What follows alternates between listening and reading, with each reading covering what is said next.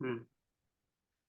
अष्टाध्यायी जगन्माता यस्य चित्तात् समुत्थिता वेदानाम् उपकाराय तस्मै पाणिनये नमः।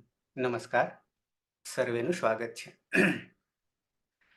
આજે આપણે પહેલી વાર, યાની મારી તો ત્રીજી બેચ છે આ, ફરીથી નવેસરથી શરૂઆત કરી રહ્યા છે। અને શરૂઆતમાં આદરણીય ભટ્ટ સાહેબ સહેજ પરિચય આપી દઉં, જે નહીં ઓળખતા હોય એના માટે। આમ તો એમનું સાહિત્ય જ પરિચય છે, છતાં વસંતકુમાર ભટ્ટ સાહેબ એ અમદાવાદ ગુજરાત યુનિવર્સિટી ભાષા ભવન સંસ્કૃત વિભાગમાં પહેલા પૂર્વ નિદેશક અને અધ્યક્ષ એટલે કે પ્રોફેસર અને અધ્યક્ષ રૂપે ત્યાં ફરજ બજાવતા હતા। અત્યારે નિવૃત્ત છે। સાથે સાથે રાષ્ટ્રપતિ પુરસ્કૃત છે, એટલે કે રાષ્ટ્રપતિ એવોર્ડ પણ મળેલો છે। આ બધા કરતા આપણે વિશેષ એ રીતે જાણીએ છીએ કે સાહેબ છે તો આપણું આ સંસ્કૃત જીવંત છે, અને જીવંત રાખવા માટે આપણે અત્યારે બધા ભેગા થયા છે કે જેનાથી જ આ જીવિત રહેશે। એ અર્થે તમારી જે પાછલી પેઢી છે, ભવિષ્યની પેઢી, એ પેઢીમાં તમે આ કાર્ય કરશો તો આપણું સંસ્કૃત સચવાઈ રહેશે। નહીં તો આપણે ઉર્ધ્વ ગતિમાંથી અધોગતિ તરફ જઈશું। એટલે એવું ન થાય અને આ દેવોની ભાષા, આપણી માતૃભાષા એ સાચવી રાખીએ, સારી રીતે સાચવી રાખીએ। તમારું સાથે સાથે પીએચડીની સાથે સાથે એક બીજું પણ કાર્ય થઈ જાય આપોઆપ, કે સંસ્કૃત પણ જાણતા થઈ જાઓ, એ પણ સારી રીતે। એટલે એના માટે શરૂઆત આપણે ભટ્ટ સાહેબના આશીર્વચન લઈને કરીશું। ક્યાંક ક્યાંક ભટ્ટ સાહેબ પાછા આપણી કસોટી કરતા રહેશે કે ખરેખર આ જે બધા ભેગા થયા છે એ પાછા એમને એમ રહેશે કે કેમ, આ પ્રવાહ ચાલુ રહેશે કે કેમ, એ પણ જરૂરી છે। એટલે ક્યાંક ક્યાંક ભટ્ટ સાહેબને જ્યાં જ્યાં અનુકૂળતા આવશે ત્યાં ત્યાં દર્શન આપશે। તો ભટ્ટ સાહેબને વિનંતી કરું છું કે આપ સર્વેને આપણને આશીર્વચન આપશે। ધન્યવાદ પ્રોફેસર રાઠવા સાહેબ। येनाक्षरसमाम्नायम् अधिगम्य महेश्वरात् कृत्स्नं व्याकरणं प्रोक्तं तस्मै पाणिनये नमः। तस्मै पाणिनये नमः। सर्वेभ्यो अभिनन्दनानि। विशेषतः अद्य ये गुरवः विराजन्ते अस्माकं सम्मुखे, प्रोफेसर देवीसिंह राठवा महोदयाः, तेभ्यः अपि मम अभिनन्दनानि समर्पयामि। यतोहि या अस्माकं सरला संस्कृता भाषा वर्तते, तस्याः संस्कृतभाषायाः यद् व्याकरणं वर्तते, तत् व्याकरणं प्रसारयितुं प्रचारयितुं ते समुद्यताः वर्तन्ते। निखिलेपि गुर्जरप्रदेशे एतादृशाः प्राध्यापकाः न सन्ति। मयापि यत्किञ्चित् प्रयत्नः कृतः आसीत् गुजरात विश्वविद्यालये, तत्तु अल्पकालीनं जातं। किन्तु जानामि अहं यत् प्रोफेसर राठवा महोदयाः बहुकालात् पूर्वमेव एतादृशं महत्त्वपूर्णं कार्यं कुर्वन्ति स्म। अद्यापि एतेषां मनसि संस्कृतस्य हितं कथं भवेत् इति विचारः विलसति। अतः ते महाशयाः पुनः पुनः अभिनन्दनीयाः। मित्रों, महर्षि पाणिनिનું વ્યાકરણ આજથી 2500 વર્ષ પૂર્વે, ઈસવીસન પૂર્વે 6ઠી સદી, આપણે 2024માં વાત કરીએ છીએ, એ 2000 તો ઈસુ ખ્રિસ્ત પછીના, ઈસુ ખ્રિસ્તના જન્મની પણ પહેલાના 600 વર્ષ, સમગ્ર ભારત દેશનો નકશો જો તમારી સામે હોય, તે અત્યારના પાકિસ્તાનમાં, જ્યાં તક્ષશિલા યુનિવર્સિટી હતી, વિશ્વવિદ્યાલય, ત્યાં પાણીની ઈસવીસન પૂર્વે 6ઠી સદીમાં કાર્યરત હતા. નેપાળ બોર્ડર ઉપર એ જ સમયે ભગવાન બુદ્ધનો પ્રાદુર્ભાવ થયો અને એ જ સમયે 40 વર્ષની પાછળ અત્યારના બિહારમાં, તે વખતના મગધમાં ભગવાન મહાવીર સ્વામી પ્રગટ થયા હતા. આજથી 2500 વર્ષ પહેલાનું ભારત જો આપણે વિચારીએ તો એક તરફ પશ્ચિમ છેડા ઉપર તક્ષશિલામાં પાણીની મહર્ષિ હતા, નેપાળ બોર્ડર ઉપર ભગવાન બુદ્ધ અને મગધમાં, બિહારમાં ભગવાન મહાવીર. એટલે કે એક તરફ વેદ મંત્રો, મંત્ર સંહિતાઓની રચના થઈ ગઈ, બ્રાહ્મણ આર્યક લખાઈ ગયા અને ઉપનિષદોની લગભગ રચના થવા આવી. ઈસવીસન પૂર્વે 6ઠી સદીનો જે સમયગાળો છે, તે વખતની સંસ્કૃત ભાષાનું સ્વરૂપ કયું હતું, કયા સાહિત્યની રચના થઈ ચૂકી હતી. તો પાણીની જ્યારે વ્યાકરણ લખવા બેઠા ત્યારે ઉપનિષદો પર્યંતની સંસ્કૃત ભાષા રચાઈ ગઈ હતી અને લૌકિક સંસ્કૃત ભાષા શરૂ થઈ ગઈ હતી. તો વૈદિક સંસ્કૃત અને લૌકિક સંસ્કૃત ભાષાના સંધિકાળમાં, બરાબર સંક્રાંતિ પિરિયડમાં, મહર્ષિ પાણીની અત્યારના પાકિસ્તાનમાં તે સમયના શલાતુર નામના ગામમાં બેસીને સંસ્કૃત ભાષાનું એક વ્યાકરણ લખે છે.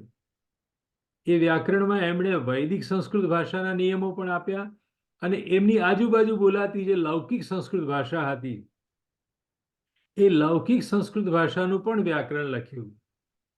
તો મહર્ષિ પાણીનીએ આજથી 2500 વર્ષ પહેલા, 2600 વર્ષ પહેલા સંસ્કૃત ભાષાનું, વૈદિક અને લૌકિક સંસ્કૃત ભાષાનું વ્યાકરણ આપ્યું. અને એ વ્યાકરણ એવું તાંત્રિક રીતે, મિકેનિઝમથી લખાયું છે, યુક્તિ પ્રયુક્તિથી લખાયું છે કે એને આજનું કોમ્પ્યુટર પણ પૂર્ણપણે આત્મસાત ન કરી શકે.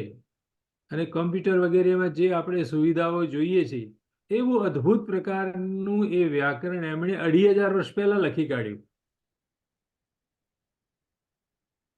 વળી એમણે એ પણ જોયું કે આ સંસ્કૃત ભાષા તો માત્ર મારા ગામમાં જ બોલાય છે એવું નથી, એ આખા ભારત વર્ષમાં કાશ્મીરથી કન્યાકુમારી સુધી બોલાય છે, દ્વારકાથી કામરૂપ, આસામ સુધી બોલાય છે. અને નદીઓના પૂર્વ કિનારા પર, પશ્ચિમ કિનારા ઉપર સંસ્કૃત ભાષામાં ક્યાંક ક્યાંક ફેરફાર પણ છે. કહેવા એ માંગુ છું કે બેઠા હતા છેક પાકિસ્તાનમાં, પણ આખા ભારતમાં જુદા જુદા સ્થળોએ બોલાતી સંસ્કૃત ભાષાનું જ્ઞાન એમની પાસે પાક્કું હતું.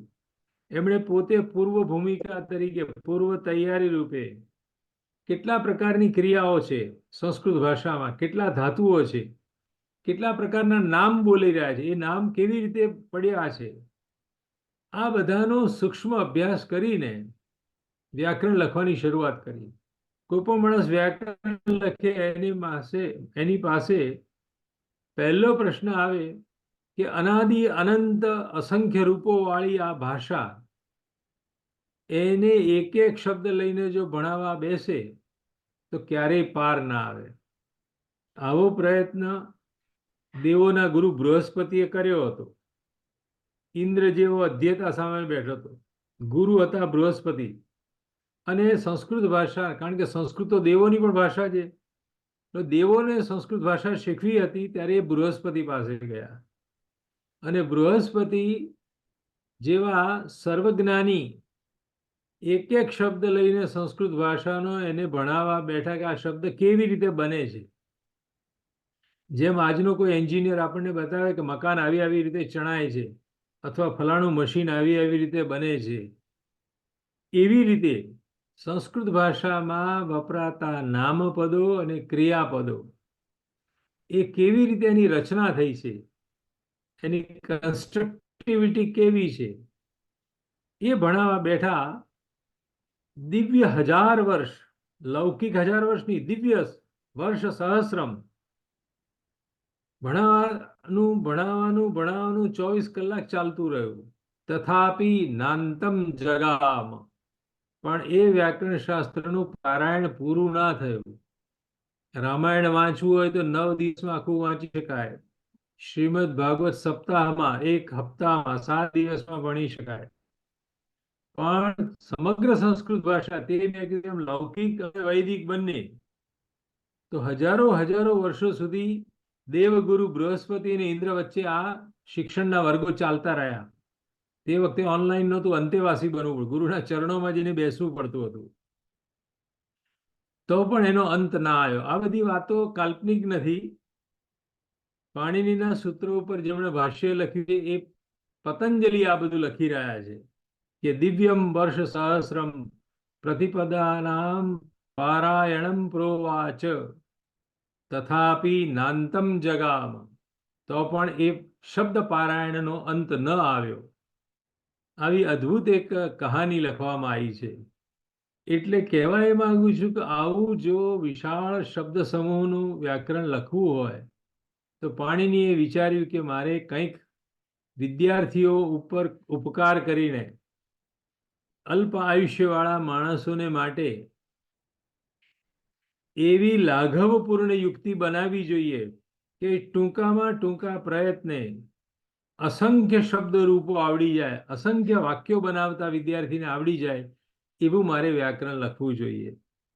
તો એમણે એવી બધી યુક્તિઓ વાપરી છે. આ પાણીની વ્યાકરણ તમે જો ભણશો તો એમાં સંસ્કૃત ભાષાનું તો જ્ઞાન થવાનું જ છે, પણ સાથે સાથે તમારો તર્ક વિકસી જશે, મિકેનિઝમ તમને આવડી જશે, દુનિયાનું સંચાલન કેવી રીતે થાય, મશીનનું સંચાલન કેવી રીતે થાય, સૂક્ષ્મમાં સૂક્ષ્મ પ્રકારની બીજી આવડત ઓટોમેટિક કેળવાતી જશે. એટલે તમને આ ભણવામાં આનંદ આવશે. પાણીની ભણનારા વિદ્યાર્થીને એક મહાન ઉપકાર એ થાય છે, મોટો લાભ એ થાય છે કે એને ક્યારેય એવું સાંભળવા નહીં મળે કે આ તારે ગોખી કાઢવાનું છે. સંસ્કૃત ભાષામાં અત્યારે આખા ભારતમાં આવી એક ગેરસમજ ચાલે છે કે સંસ્કૃત ભાષા એટલે ગોખવાની ભાષા. ગણિત વિજ્ઞાનમાં સમજવું પડે, સંસ્કૃત તો ગોખવું પડે. તો પાણીની ભણવાથી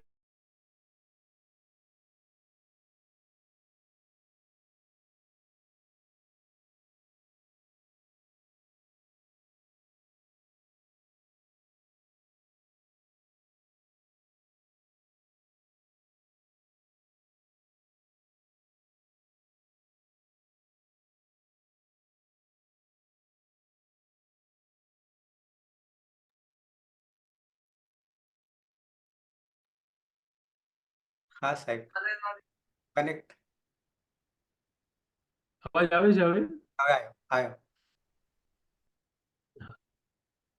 તો ટૂંકમાં આખું શાસ્ત્ર ભણવાથી લાઘવપૂર્ણ રસ્તો તમારા હાથમાં આવશે અને એના થકી તમારી ભીતિ, ડર જતો રહેશે. જ્યાં સુધી તમને સંસ્કૃત ભાષા નહીં આવડે ત્યાં સુધી તમને સંસ્કૃતમાં સંશોધન કરવાની વાત તો શક્ય જ નથી. જે પણ વિદ્યાર્થીએ ભવિષ્યમાં વિદ્વાન થવું છે, સાચા અર્થમાં સંશોધનો કરવા છે, એને માટે પાણીની વ્યાકરણ ભણવું બહુ જ અનિવાર્ય છે.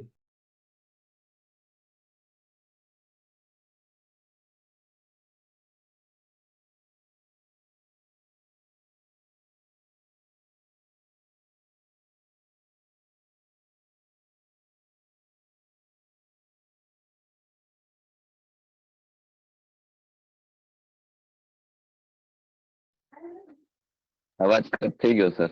હા, હા સાહેબ, નેટવર્કનો પ્રોબ્લેમ. હા એવું લાગે છે. હવે બરાબર થઈ ગયું? આવ્યો, હવે આવ્યો. હવે થઈ ગયું? હા થયો, તો આવે છે, અવાજ આવે છે. ઓકે. તો જે પણ વિદ્યાર્થીને સંસ્કૃતમાં વિદ્વાન થવું છે, સંશોધનો કરવા છે, ક્યારેક સંસ્કૃતમાં જાતે કવિતા લખવાનું મન હોય તો એણે પાણીનીનું વ્યાકરણ ભણવું જ પડે. ભૂતકાળમાં તો આ જ એક માર્ગ હતો, પણ અંગ્રેજોના શાસન દરમિયાન સંસ્કૃત પાઠમાળાઓ લખાઈ અને આખી ભણવાની પદ્ધતિ બદલાઈ ગઈ. પાણીની અંધારામાં જતા રહ્યા. રેડીમેડ રૂપો ગોખવાની વાત આવી ગઈ. રામ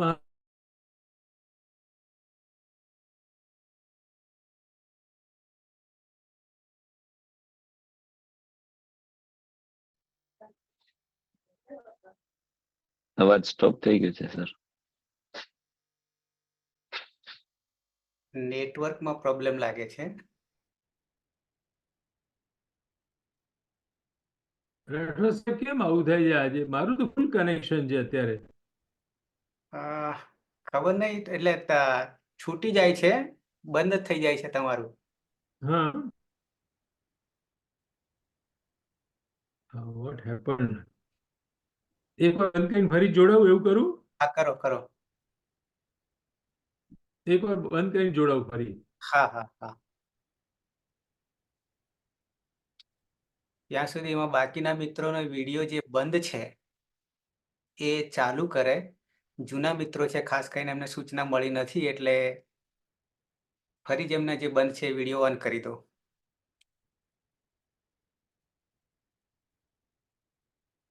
રમેશ,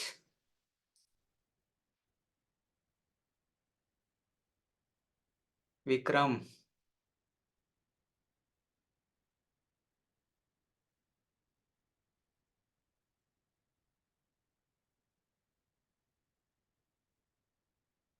શિલ્પા, લખવારા શિલ્પા,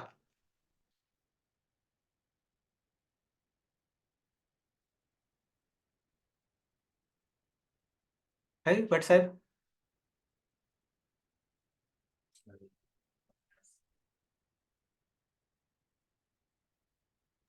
બતાવો.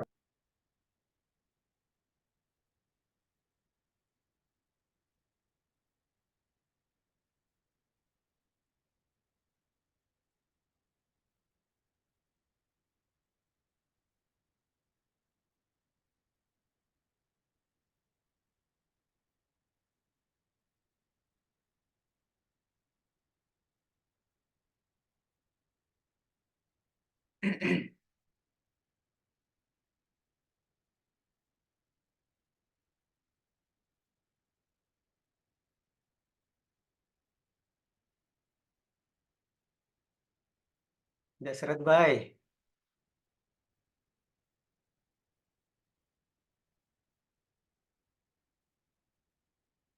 આઈ થિંક હું ફરી જોડાઈ ગયો છું. હા, અવાજ આવ્યો સાહેબ, અવાજ આવ્યો. ઓકે રાઠવા સાહેબ? હા, અવાજ આવ્યો. તમારો વિડીયો બંધ છે પણ આવે અવાજ. ને? હા. અચ્છા, ના વિડીયો પણ ચાલુ છે. આમાં નહીં દેખાતું. હવે આવ્યો, હવે આવી ગયું. આવી ગયું ને? Okay fine. તો મિત્રો, વાત એ કરતો હતો હું તમને કે અંગ્રેજોના આગમન પછી પાણીની વ્યાકરણ ભણાવવાનું બંધ થઈ ગયું અને સ્કૂલો કોલેજોની અંદર તૈયાર રામઃ રામો રામઃ ની પદ્ધતિએ સંસ્કૃત ભણાવવા માંડ્યા. પણ રાઠવા સાહેબે જે આ ઉપક્રમ કર્યો છે તે અભિનંદનીય છે. ઘણું બધું પામી શકશો અને કશું ગોખવું નહીં પડે. મૂળ પાયાથી તમારી સમજણ કેળવાશે. આજે આ ઇન્ટરનેટ મારું બહુ સહાય કરતું નથી. હું ફરી પાછો વાત કરીશ તમારી જોડે. પણ આ આખા કાર્યક્રમને મારા અંતરની બહુ જ આશીષો છે. રાઠવા સાહેબનો તો ખાસ વિશેષ કરીને હું આભાર માનું છું કે એમણે અદ્ભુત જે કામ મારા જીવનમાં કરવું હતું અને હું બહુ ન કરી શક્યો, એ કામ એ કરી રહ્યા છે. તમે એનો લાભ અચૂક લેજો અને બર્ડન ગણતા નહીં. પુણ્ય મિલે તબ પુણ્ય બઢે તબ મિલે સતસંગા. તમારા પુણ્યનો ઉદય થયો છે એવું માનજો કે કોઈક તમને પાણીની વ્યાકરણ વગર પૈસા લીધે ભણાવવા તૈયાર થયું છે. એટલે આ તક જતી ના કરશો. તમારા પુણ્યનો ઉદય છે માનજો. અને ચોક્કસ આ મારા શબ્દો અમુક વર્ષો પછી સમજાશે તમને કે આ કેટલી મોટી તમારા જીવનની ઘટના શરૂ થઈ રહી છે. પાણીનીમાં પ્રવેશ થવો, પાણીનીને સાંભળવા એ સ્વર્ગમાં વિહરવા બરાબર છે. મને ધોળે દિવસે મારા ગુરુજી પાસે જ્યારે ભણવા મળતું હતું ત્યારે ધોળે દિવસ હું આકાશના તારા જોતો હતો. એટલા બધા ચકિત થઈ જવાય છે અને ભણતા ભણતા કે આવું છે આ સંસ્કૃત ભાષાનું અંદરનું માળખું આટલું વ્યવસ્થિત છે, આટલું તર્કબદ્ધ છે, આટલું પગથિયાવારમાં આગળ ઉતરવાનું છે. એટલે સ્ટેપ બાય સ્ટેપ રાઠવા સાહેબ જે રીતે તમને ભણાવશે, ભલે ઓનલાઈન હશે પણ એ તમારી પાસે બ્લેકબોર્ડ રજૂ કરશે, વ્હાઇટ બોર્ડ, અને એમાં લખીને ક્રમશઃ બતાવવાના છે. એટલે આ તકને તમે જતી ના કરશો. જીવનમાં અમૂલ્ય તક છે. અમૂલ્ય એટલે જેનું કોઈ મૂલ્ય જ ના આંકી શકાય. અસાધારણ તમારું પુણ્યનો ઉદય થયો છે. અને ઉત્તર ગુજરાત યુનિવર્સિટીનું પણ પુણ્ય વધ્યું છે કે રાઠવા સાહેબ જેવી વ્યક્તિ જે સ્વપ્રયાસે આને શીખીને તૈયાર થયા છે. ખાસ અભિનંદનીય મુદ્દો આ પણ છે કે રાઠવા સાહેબે પોતાને મહેસૂસ થયું કે જે રીતે સ્કૂલમાં અને કોલેજમાં મને વ્યાકરણ ભણવા મળ્યું છે એના કરતાં આ ઉત્તમ માર્ગ છે. એમણે પોતાના જીવનના હજારો રાત્રિઓના સમય બગાડ્યા છે, ખર્ચ્યા છે, ત્યાર પછી પોતે તૈયાર થયા છે. વચ્ચે વચ્ચે હું એમના લેક્ચર સાંભળું છું, જોઉં છું કે બરાબર શાસ્ત્ર પદ્ધતિથી સાચા અર્થમાં એ પાણીનીને ન્યાય આપીને ભણાઈ રહ્યા છે. તો તમને સૌને આ પ્રોગ્રામમાં જોડાવા માટે અભિનંદન છે, શુભેચ્છાઓ છે. અને રાઠવા સાહેબને પણ ફરી ફરીને કોંગ્રેચ્યુલેટ કરું છું. આપ સૌએ મને બોલાયો, તક આપી, એના માટે આપનો આભાર. મારા પણ કેટલાક પુસ્તકો છે, પણ પહેલા તમે રાઠવા સાહેબને સાંભળજો. રાઠવા સાહેબને સાંભળ્યા પછી બીજી સામગ્રી તરફ જોજો. એ જે ક્રમે તમને ચલાવે, આંગળી પકડીને તમને ચલાવશે.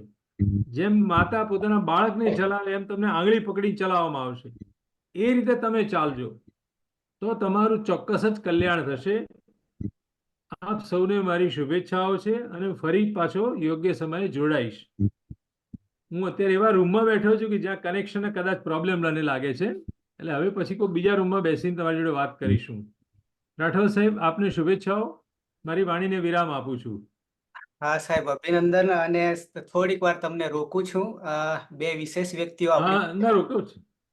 હા, બે વિશેષ વ્યક્તિઓ આપણી પાસે હાજર છે. એમાં એક હા, સ્વામી સર્વેશ્વરાચાર્ય છે. એમનો પરિચય મારી પાસે ખૂબ નથી, પણ એમણે પણ એડમિશન લીધું છે આ યુનિવર્સિટીમાં પીએચડી કરવા માટે. એટલે એ અવેલેબલ હોય તો 2 મિનિટ આપનો પરિચય પણ આપી દે અને સાથે આપની પ્રવૃત્તિ પણ કહી દે. અને બીજા એક વિશેષ વ્યક્તિ આપણી પાસે દશરથભાઈ છે. દશરથભાઈ ઓલરેડી કડી કે કલોલમાં છે અને ગઈ બેચમાં મારી સાથે જોડાયેલા હતા અને એમણે સંસ્કૃત શીખ્યા છે મારી સાથે. અને શીખ્યા પછી એમના છોકરાઓને સંસ્કૃત ભણાવ્યા પછી બોર્ડમાં 100 માંથી 100 માર્ક આવી રહ્યા છે. એટલું જ નહીં, એમણે પછી બુક પણ બનાવી. દશરથભાઈ અવેલેબલ છો? વાત કરી શકો એમ છો?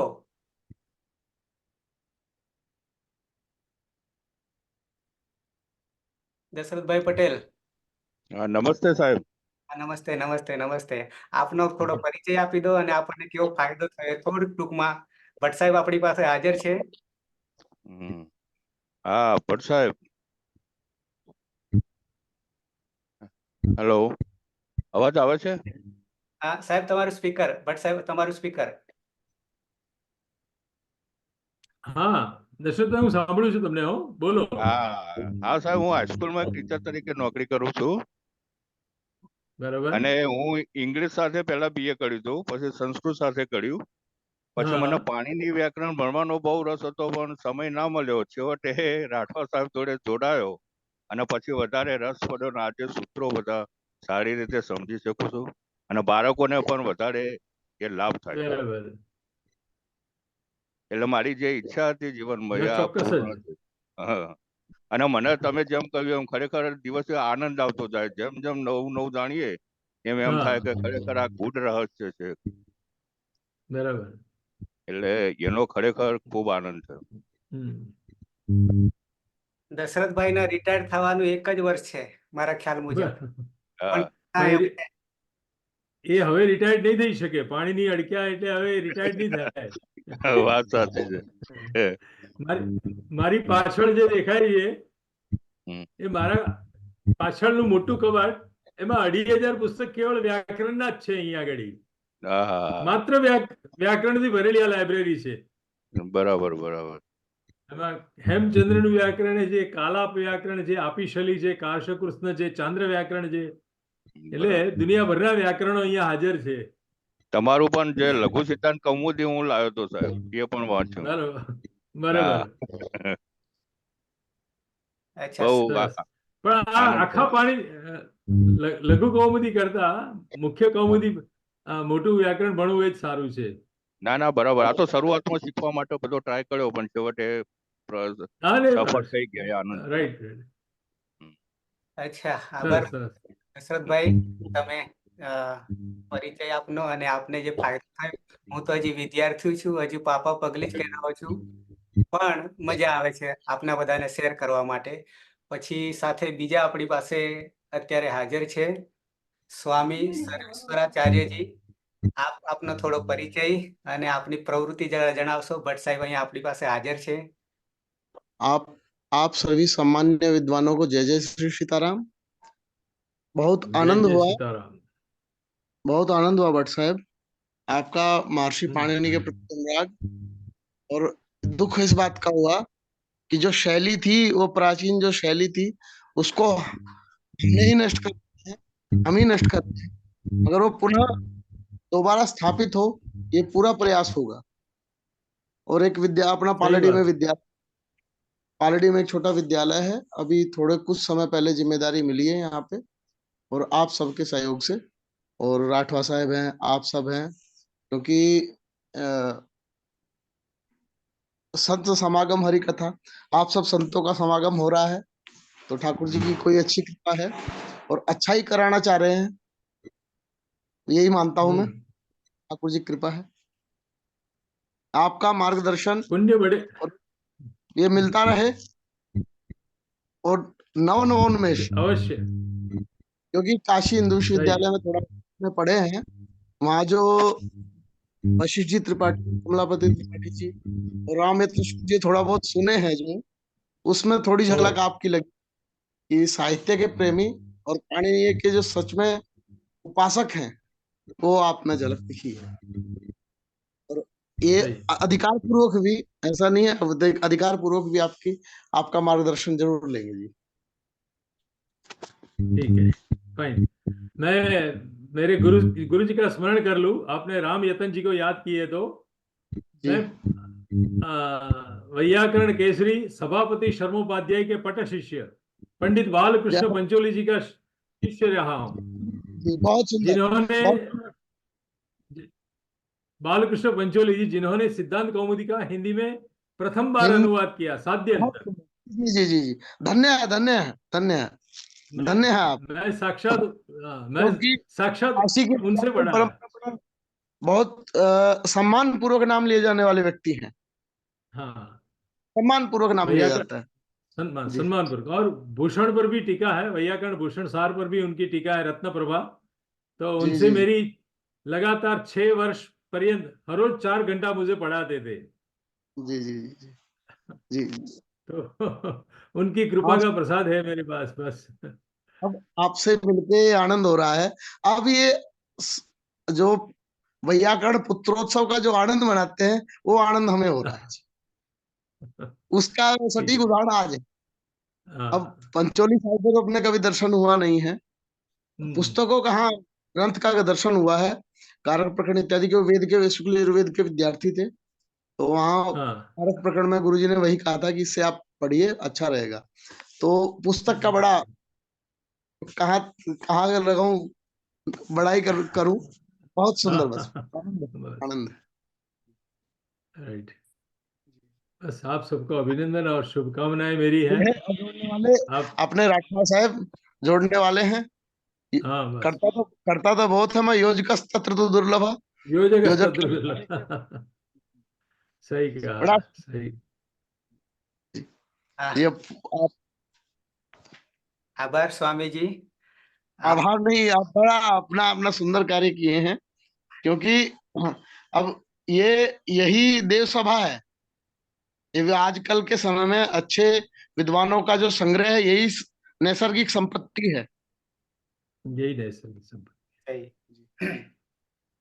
તો ભટ્ટ સાહેબ, તમારો ખૂબ ખૂબ આભાર, અને ક્યારેક ક્યારેક મુલાકાત લેતા રહેજો, અમારી ખબર કાઢતા રહેજો કે કેવી રીતે ચાલી રહ્યું છે, અમને આનંદ થશે તમે આવશો ત્યારે। તો હવે આપ રજા લઈ શકો છો। અવશ્ય અવશ્ય અને સ્વામીજીને ખાસ મારે કહેવાનું ઓકે કે હું ગુજરાતીમાં બોલીશ એટલા માટે કે અમારા જે વિદ્યાર્થીઓ છે, હજી અમે પાપા પગલી કરાવીશું, એક અડેક કરાવીશું। हमारा भी नाम विद्यार्थी में राखो जी, क्योंकि મારા વિના તમારા વિદ્યાર્થીઓમાં જ છે. ભલે એક જન્મ આગળ છીએ, મેં તમારા વિદ્યાર્થીઓમાં જ છે.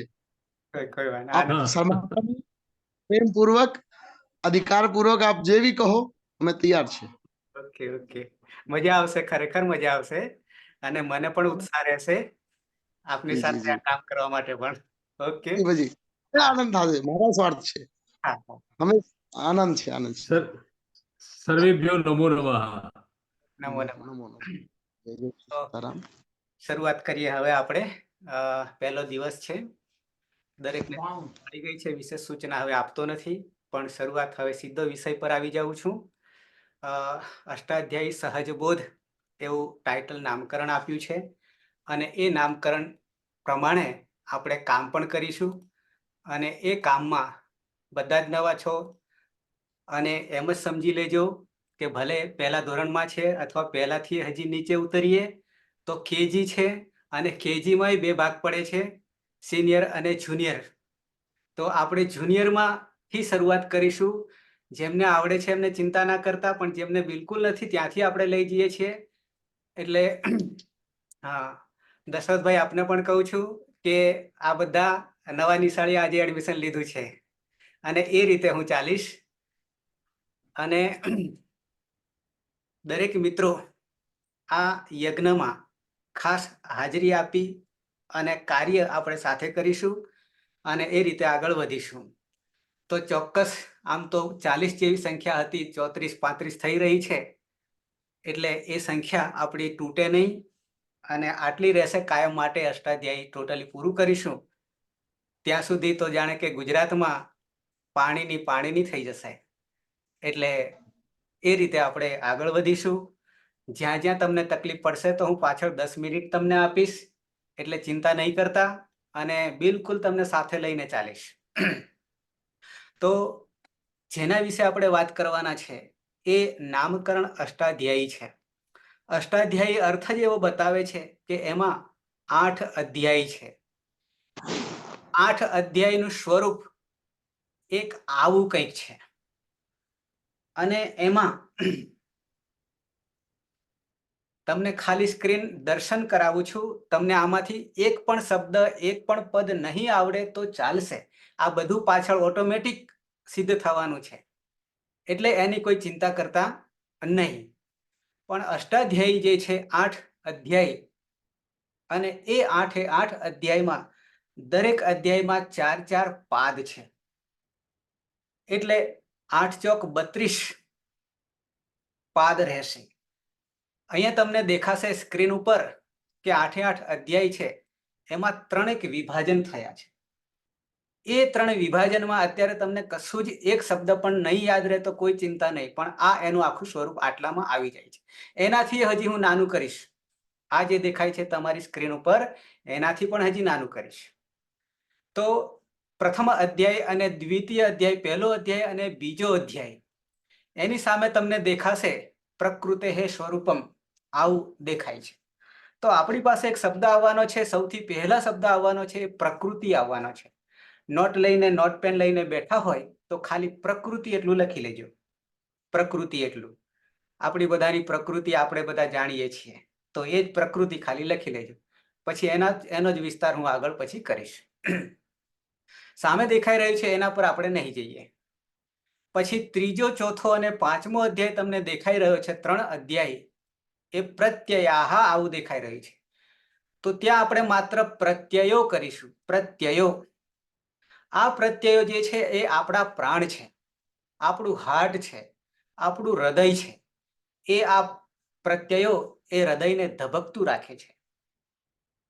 આ જગત જે છે, શબ્દ જગત, વર્ણ જગત, પદ જગત, એ જગતને વ્યવહારિકમાં ઉપયોગ જ્યારે કરીશું તો આ પ્રત્યયો એ પ્રાણ પુરુષે, પ્રાણ પ્રતિષ્ઠા, આપણે મૂર્તિ જ્યારે સ્થાપના કરીએ છીએ ત્યારે પ્રતિષ્ઠા કરીએ છીએ, તો આ જ પ્રત્યયોને પ્રતિષ્ઠા કરવાથી પ્રાણ પુરાશે, જીવિત જીવ આવશે, અને એ જ આત્મા પરમાત્મા સુધી લઈ જશે. એવા આ પ્રત્યયો પ્રાણ છે. ત્યાર પછી છઠ્ઠો, સાતમો અને આઠમો અધ્યાય 3 જે છે એ આ પદોનું જે નિર્માણ કેવી રીતે થાય છે, કેવી રીતે પ્રક્રિયામાં જોડાય છે, એની વાત કરશે. તો તો આખું અષ્ટાધ્યાય જે છે એ મુખ્ય 3 વિભાગમાં વહેંચાયેલું છે. પહેલો અને બીજો જે છે પ્રકૃતિ, અને પ્રકૃતિથી બીજો શબ્દ તમને આપું તો એમાં ટોટલી આ અષ્ટાધ્યાયમાં જે કુટુંબ છે, અત્યારે આપણું કુટુંબ ભેગા થયા છે આપણે બધા, એવું જ એક કુટુંબ અહીંયા છે, અને એ કુટુંબના દરેકના નામકરણ છે. અને એ નામકરણ થયા પાડ્યા પછી આપણે એમાં પ્રાણ પૂરીએ છીએ, અને પ્રાણ પૂર્યા પછી એમની ડ્યુટી શું છે, ફરજ શું છે, એની વાત આવશે. તો આ એક તમને નાનકડું મેં સ્વરૂપ બતાવ્યું છે.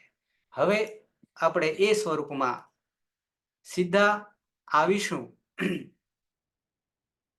તમને મેં જે શબ્દ આપ્યો છે કે આ અષ્ટાધ્યાયમાં પહેલા શબ્દ તમને મેં જે કહ્યો છે તો કે પ્રકૃતિ.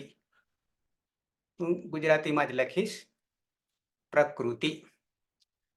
તો આ પ્રકૃતિ એટલે શું? બરાબર છે. તો પ્રકૃતિ વિશેષ પછી ઓટોમેટિક સમજાઈ જશે. ખાલી અત્યારે પ્રકૃતિ નામ જ યાદ રાખીએ છીએ કે આ સમગ્ર સંસાર જે છે એ પ્રકૃતિ છે કે જગત છે એમ માની લેજો. આ અષ્ટાધ્યાયમાં પ્રકૃતિથી જ આપણે આગળ વધીશું. આ પ્રકૃતિમાં 2 પ્રકારની પ્રકૃતિ છે આપણી પાસે. પ્રકૃતિ 2 પ્રકારની છે. તો એમાં પહેલી પ્રકૃતિને આપણે યાદ કરીશું તો એનું નામકરણ છે ક્રિયા. ક્રિયા. આ જ ક્રિયાને આપણે બીજું નામ આપીશું ધાતુ. શબ્દો નવા સમાનાર્થી જે બિલકુલ નવા છે એ જરા નોંધતા રહેજો, ઘણી વાર આવશે આપણા મુખે. અને એનું જ હજી એક બીજું નામ આપીએ, નિરુક્ત જેમણે ભણ્યા છે, મોટા ભાગે બધા ભણ્યા છે, તો એ આવશે આખ્યાત. આખ્યાત. તો ક્રિયા, ધાતુ, આખ્યાત, આ 3 નામ આપણે એક જ સમાન રાખીશું, સમાનાર્થી છે એકબીજાના. તો એ આ 3 વસ્તુ એક જ છે, એ પ્રકૃતિ છે. સહેજ એની વાત કરીએ તો આપણે જે કંઈ કરીએ છીએ, ખાઈએ છીએ, પીએ છીએ, અત્યારે ભણીએ છીએ, તમે મારી સામે બધા સરસ બેઠા છો, જોડાઈ રહ્યા છો, સાંભળી રહ્યા છો, આ બધી ક્રિયા છે. ખાઈ રહ્યા, પી રહ્યા, દોડી રહ્યા, વગેરે વગેરે. તો એ બધી ક્રિયા છે, એ આ પ્રકૃતિમાં સમાવેશ થશે. એ પછી બીજી પ્રકૃતિ છે, એ સિવાયનું જે કંઈ રહે છે આ જગતમાં, શબ્દ જગતમાં અને સૃષ્ટિમાં જે આપણે વ્યવહાર કરી રહ્યા છીએ, એ આપણે નામથી કરી રહ્યા છીએ. નામ. આપણા બધાના જ નામ છે, પણ એ નામ ક્યારે પડ્યા? આ ઉપરની વસ્તુમાંથી પસાર થયા પછી. આ ઉપરની વસ્તુમાંથી પસાર થયા પછી આપણે પણ ધાતુ સ્વરૂપે હતા, પિંડ સ્વરૂપે હતા ગર્ભાવસ્થામાં, અને પછી જ્યારે જન્મ થયા પછી આપણું નામકરણ પડે છે. એકલું નામકરણની વાત કરું છું, પછી પ્રાણ વગેરે પછી વાત આવશે. ઓકે. તો આ જ નામને આપણે એક બીજો શબ્દ વાપરીએ તો સંજ્ઞા. સંજ્ઞા. અને ત્રીજો શબ્દ વાપરીએ તો પ્રાતિપદિક. પ્રાતિપદિક. આ આપણો સંસ્કૃતનો આવશે શબ્દ. આ 3 વસ્તુ એક જ છે. એને નામ કહીશું, સંજ્ઞા કહીશું, અને પ્રાતિપદિક પણ કહીશું. તો આ થઈ પ્રકૃતિ 2 પ્રકારની. એક ક્રિયા કહો, ધાતુ કહો, યા આખ્યાત કહો. અને બીજી પ્રકૃતિ આપણી કેવી છે? તો કે નામને, સંજ્ઞાને અને પ્રાતિપદિક. આ 3 વસ્તુ એક જ છે, અલગ નથી. નામ સમાનાર્થી છે. હવે આ પ્રકૃતિ, યાની આ પ્રકૃતિને આપણે આગળ જઈએ, પ્રકૃતિને ચલાવવાની છે. શબ્દની પ્રકૃતિ જે છે એવી જ પ્રકૃતિ આપણી સૃષ્ટિમાં પણ છે. બેમાં કોઈ તફાવત નથી. જેને ત્યાં પણ આપણે પ્રકૃતિ કહીશું, અહીંયા પણ પ્રકૃતિ કહીશું, શબ્દ જગતને પણ પ્રકૃતિ કહીશું. તો આ પ્રકૃતિને શું લાગે છે? તો હાલ જ મેં તમને બતાવ્યું એ પ્રમાણે આ પ્રકૃતિને પ્રત્યય લાગે છે. પ્રત્યય લાગે છે કે પ્રત્યયો લાગે છે. કોને લાગશે પ્રત્યયો? તો કે પ્રકૃતિને લાગશે. કઈ પ્રકૃતિ છે? તો કે એક ક્રિયા છે, ધાતુ છે કે આખ્યાત એક જ છે. અને નંબર 2 નામ છે, સંજ્ઞા છે કે પ્રાતિપદિક છે. બરાબર, 2 પ્રકૃતિ છે. આ બંને પ્રકૃતિને પ્રત્યયો લાગી રહ્યા છે, એટલે કે પ્રાણ પૂરી રહ્યા છીએ, પ્રાણ પૂરી રહ્યા છે. અને આ પ્રાણ પૂરાશે ત્યારે આ જગતમાં વ્યવહાર કરશે. અને વ્યવહાર ક્યાં સુધી થશે એ બી તમને અંતિમ ચરમસીમા કહી દઉં. આપણા 4 પુરુષાર્થો ધર્મ, અર્થ, કામ અને મોક્ષ, એમાં મોક્ષ સુધી આ પ્રત્યયો લઈ જશે આપણને. ત્યાં સુધીનું આ કામ કરશે આ પ્રત્યયો. એટલે કે પ્રાણ છે, આત્મા છે, અને આત્મા એ જ પરમાત્મા છે. ત્યાં સુધી આ લઈ જશે આપણને. ઓકે, તો હવે આ પ્રત્યયો પ્રકૃતિને લાગી રહ્યા છે, પ્રકૃતિને લાગી રહ્યા છે. ક્રિયા, ધાતુ, આખ્યાત, નામ, સંજ્ઞા અને પ્રાતિપદિકને લાગી રહ્યા છે. તો કેવા કેવા પ્રત્યયો લાગી રહ્યા છે? હું ખાલી નામકરણ પાડી રહ્યો છું, આ કુટુંબના નામકરણ પાડી રહ્યો છું. પ્રકૃતિમાંથી આગળ વધ્યા તો પ્રકૃતિ 2 પ્રકારની છે. પછી એ 2 પ્રકારની પ્રકૃતિને પ્રત્યયો લાગશે, અને એ પ્રત્યયોના હવે ખાલી નામકરણ કરું છું. યાદ ન રહે તો ચિંતા નહીં કરતા, કારણ કે એને સિદ્ધ કરીશું એટલે આવી જશે.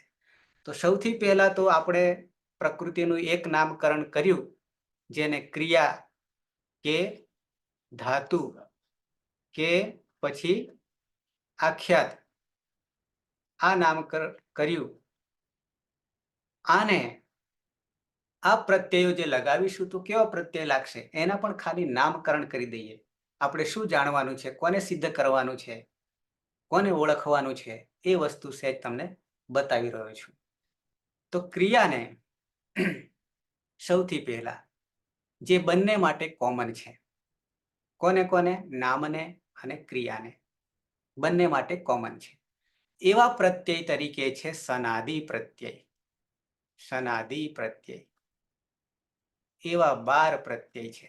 સનાદિ 12 પ્રત્યય છે. જે પ્રત્યયો ક્યાં આવશે? અષ્ટાધ્યાયમાં 3જા અધ્યાયમાં આવશે. 3જા અધ્યાય, 3જો અધ્યાય આખો જે છે એ ધાતુને લાગનારા પ્રત્યયો છે. 4થો અને 5મો જે છે એ નામને લાગનારા પ્રત્યયો છે. અત્યારે ચિંતા નહીં કરતા કશું જ, એકડો એકડ એક પછી બગડ 2 કરીશું, આ રીતે જઈશું. બરાબર છે. આ નામ યાદ રહે તો ઠીક છે, નહીં યાદ રહે તો ઓટોમેટિક પછી આવી જ જવાના છે, કારણ કે આમાં 12 પ્રત્યયો જ્યારે આવશે એક પછી એક ત્યારે યાદ રહી જ જવાના છે, સિદ્ધ થઈ જ જવાના છે. તો સનાદિ પ્રત્યય જે 12 છે એનાથી શરૂઆત થશે 3જા અધ્યાયમાં. આપણું અષ્ટાધ્યાયી જે છે એ પાણીની આપણે બનવાનું છે ત્યારે આપણને સમજાશે. આત્મસાત કરવાનો છે. કાલિદાસની કૃતિઓને સમજવું હોય તો કાલિદાસ બનવું પડે, તેમ આપણે પાણીની બનીશું ત્યારે આપણને આત્મસાત થશે, અને એ જ આપણે પ્રવૃત્તિ શરૂઆત કરી છે. અચ્છા, તો નંબર 2, આ સનાદિ પ્રત્યય જે છે એ ધાતુને લાગે છે, यानी क्रियाने के आख्यातने लागे छे, साथे साथे नामने पण लागशे। 12 प्रत्ययो जे छे सनादि, सन, आदि, सन वगैरह। ओके, हवे आ प्रत्यय ज्यारे लागशे प्रकृतिने, बंनेने, नामने अने धातुने, त्यारे शुं कार्य करशे, शुं परिवर्तन आवशे, केवुं स्वरूप धारण करशे, केवा प्राण थशे?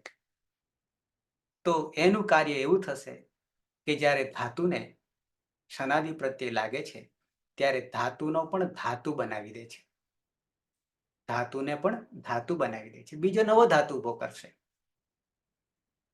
नामने ज्यारे लागशे त्यारे पण नाम धातु बनावी देशे, एने कहीशुं नाम धातु कहीशुं। तो आ काम सनादि प्रत्यय करे छे। 12 मां કેટલાક માત્ર ધાતુને લાગશે, કેટલાક માત્ર નામને લાગશે અને કેટલાક બંનેને લાગશે, આવું વિભાજન આવશે। પણ મેન કાર્ય આ છે કે એ ધાતુ બનાવે છે। ધાતુ નહીં, ધાતુ મૂળ ધાતુ નહીં, બીજો ધાતુ ઉભો કરશે અને નામને ધાતુ બનાવી દેશે, અને ધાતુ બન્યા પછી કયા પ્રત્યયો લાગે છે તો એ આપણે અહીંયા સનાદી પછીની વાત તરત આવશે નંબર 2 માં, જેને કહીશું તિંગ પ્રત્યય. તિંગ પ્રત્યય. તિંગ પ્રત્યય 9 + 9 બરાબર 18 પ્રત્યય છે. 9 દુ 18 પ્રત્યય તિંગ પ્રત્યય. નામકરણ અંદર અહીંયા શોર્ટકટ છે. તિગંત જેનું નામકરણ છે, તિગંત તિક અંત તિગંત કહેવાય છે. અત્યારે ખાલી ના યાદ રહે તો જરૂર નથી, પછી એ જ આપણે સિદ્ધ કરીશું. તીથી શરૂ થાય છે અને મહિયંગમાં અંગથી પૂરું થાય છે. પરિણામે પહેલો વર્ણ અને અંતિમ વર્ણ અને એનું એક બ્રહ્માસ્ત્ર આપણી પાસે છે, આદિ અને સહેતા. એ ધીમે ધીમે પ્રયાણ કરીશું. અત્યારે એક જ કરીશું. તો તિગંત પ્રત્યય કહીએ છીએ, તિંગ પ્રત્યય કહીશું. 9 દુ 18, 9 પરસ્મય પદ અને 9 આત્માને પદને લાગશે. ખાલી નામ બોલું છું, યાદ ન રહે તો ચિંતા નહીં. નંબર 3, કૃદંત. કૃદંત પ્રત્યય. કૃત અંત બરાબર કૃદંત. કોને લાગે છે? પ્રકૃતિને લાગે છે. પ્રકૃતિમાં ક્રિયાને લાગી રહ્યા છે, ધાતુને લાગી રહ્યા છે, આખ્યાતને લાગી રહ્યા છે. બરાબર. કૃદંત કુલ 124 છે. ક્યાંક અંગ્રેજીમાં લખાશે, ક્યાંક ગુજરાતીમાં લખાશે, ચિંતા ના કરતા. બરાબર, આપણે સમજાય એ મહત્વનું છે. તો કૃદંત 124 છે. એમાં 2 ભાગ પડી રહ્યા છે 124માં. એક ભાગ 9 નો છે અને બીજો ભાગ 115 નો છે. સાર્વધાતુક અને આર્ધધાતુક એવા પ્રત્યયો કૃદંતના આવશે. 9 સાર્વધાતુક છે અને 115 આર્ધધાતુક છે. બરાબર 124 થઈ જશે. આ આંકડા તમને મોઢે થઈ જશે પછી, અત્યારે ચિંતા ના કરતા. સાર્વધાતુક કોને કહેવાય, આર્ધધાતુક કોને કહેવાય, એ પણ અત્યારે ચિંતા ના કરતા, બધું ઉતરશે. સનાદિ પ્રત્યય, તિંગ પ્રત્યય, તિગંત અને કૃત પ્રત્યય યાની કૃદંત પ્રત્યય. અને નંબર 4 પર આવીએ, જે ધાતુને લાગનારા યાની પ્રકૃતિને લાગનારા પ્રત્યય છે, એ છે સનાદિ, તિગંત, કૃદંત અને આવશે વિકરણ. વિકરણ પ્રત્યય. આટલા 4 પ્રકારના પ્રત્યયો એક ક્રિયા, ધાતુ યા આખ્યાતને લાગશે. સનાદિ, તિંગ, કૃત અને વિકરણ. ઓકે. એ પછી આમ ખાલી ગણાવું છું, પછી એમ જ આપણે રમવાનું છે. આટલી જ વસ્તુ આપણે સિદ્ધ કરવાની છે. નામને લાગનારા સનાદિ કોમન છે. સનાદિ 12 પ્રત્યયો કોમન છે, જે ઉપર હતા એના એ જ. આનું કાર્ય નામને ધાતુ બનાવી દે છે. ધાતુ બનાવ્યા પછી લકારના પ્રત્યયો લાગશે, તિંગ પ્રત્યયો લાગશે વગેરે. યાની ઉપર જે કયા છે તે. સનાદિ નંબર 2 સુપ પ્રત્યય કહીશું. સુપ પ્રત્યય એ નામકરણ પણ શોર્ટકટ છે. લાઘવતા આપણા માટે બહુ જ મહત્વની છે. અડધી માત્રા પણ ઓછી થાય તો પુત્રોત્સવ નો આનંદ જે આવે છે એ આનંદ તમને ખરેખર દેખાશે. અહીંયા આપણે અનુભવીશું વાસ્તવિક રીતે. બરાબર છે. અને એ અનુભવ જે છે, જેમને પુત્ર છે એમને ખબર પડશે, બાકીનાને અનુભવવાનું થશે. જેમને બાકી છે એમને ત્યારે ખ્યાલ આવશે. અચ્છા, એવો જ આનંદ આમાંથી પણ મળી રહેશે. શુભ પ્રત્યયમાં 21 પ્રત્યયો છે.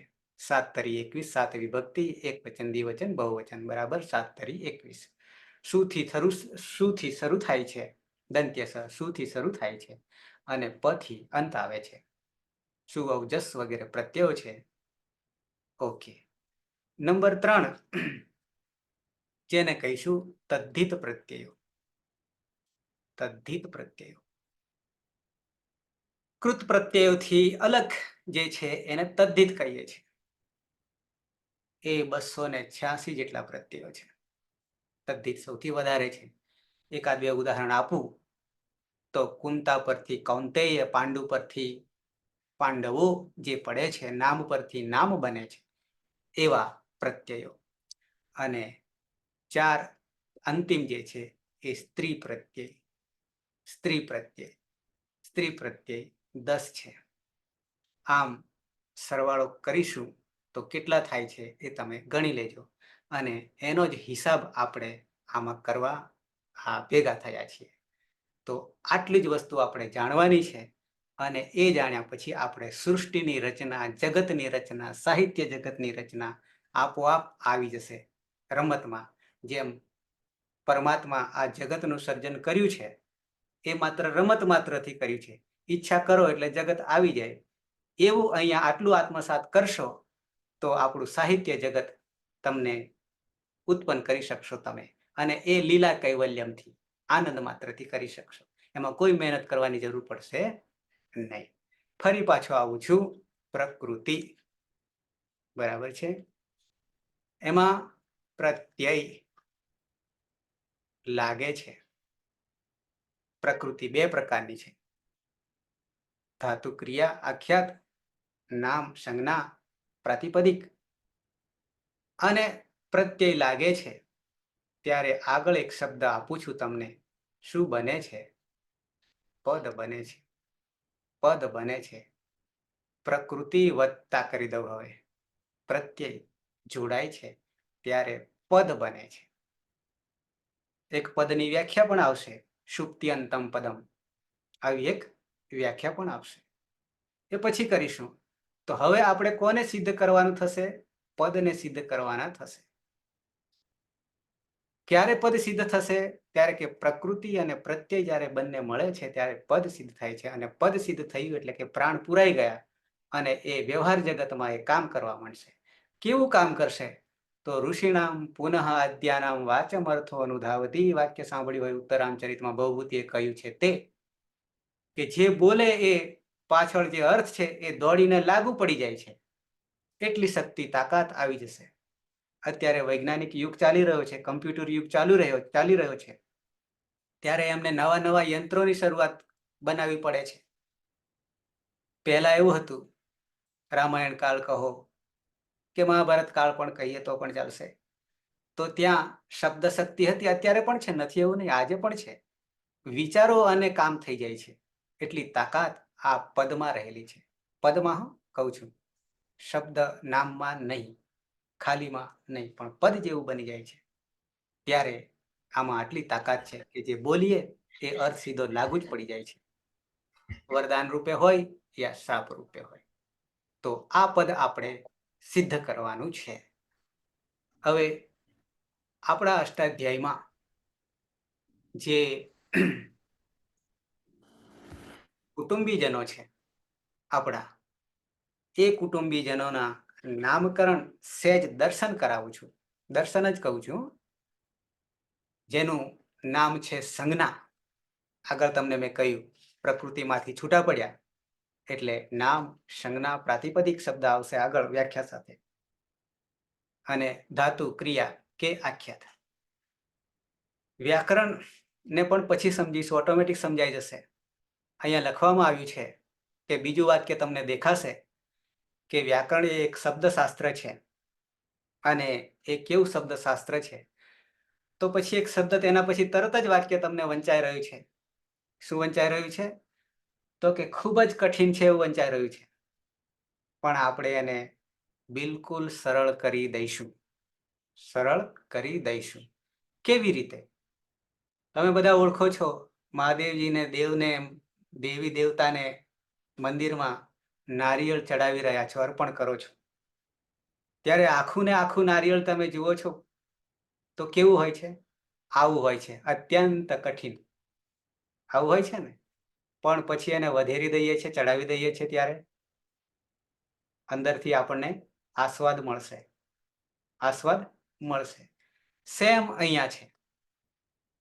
ભટ્ટ સાહેબના શબ્દો કહું તો આ વ્યાકરણનું જે મુખ છે એ વાઘનું છે. વાઘનું છે વ્યાઘ્ર. પણ શરીર જે એનું છે એ ગાયનું છે. એટલે કે પહેલા જેવા ખાલી દર્શન, નામ ખાલી સાંભળશો, સંજ્ઞા ખાલી સાંભળશો તો તમને વાઘ લાગશે. વાઘ આવ્યો, વાઘ આવ્યો. પણ જેવા અંદર ઉતરશો, વાઘને પકડી લેશો, તો તમને શું લાગશે? ગાય બની જશે, તમારી ગાય બની જશે, અને ગાયને તમે ઓળખો છો, બરાબર છે? તો એવું જ આ વ્યાકરણ ગાયના જેવું શરીર છે, મોઢું જ ખાલી વાઘનું છે. એટલે આપણે પણ ક્યારેક હુંકાર આપવો હોય તો વાઘ જેવા બનવું પડશે, અને પણ આપણે વાસ્તવમાં તો સરળ જ છીએ. ઓકે, તો આ વ્યાકરણમાં અષ્ટાધ્યાયમાં શું શું આવશે? સંજ્ઞામાં, નામકરણમાં અહીંયા લખ્યું છે સ્વર, વ્યંજન, માતૃકા પાઠ, માહેશ્વર સૂત્ર, પ્રત્યાહાર. આ બધું તમને શબ્દો અત્યારે દેખાઈ રહ્યા છે. એક એક શબ્દને પચાવીશું આપણે ધીમે ધીમે ધીમે. હવે એક આંકડો તમને આપું છું, અહીંયા દેખાશે, ઘાટા અક્ષરોમાં લખ્યું છે. શું લખ્યું છે? તો કે ભગવાન પાણીની આ જે અષ્ટાધ્યાયની રચના કરી છે, એની પહેલા પણ વેદમાં છે, પ્રાતિસાખ્યમાં છે આ વસ્તુ.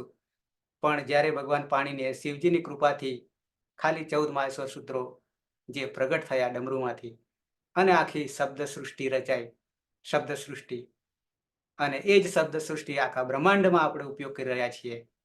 તો એમાં 3978 સૂત્રો છે.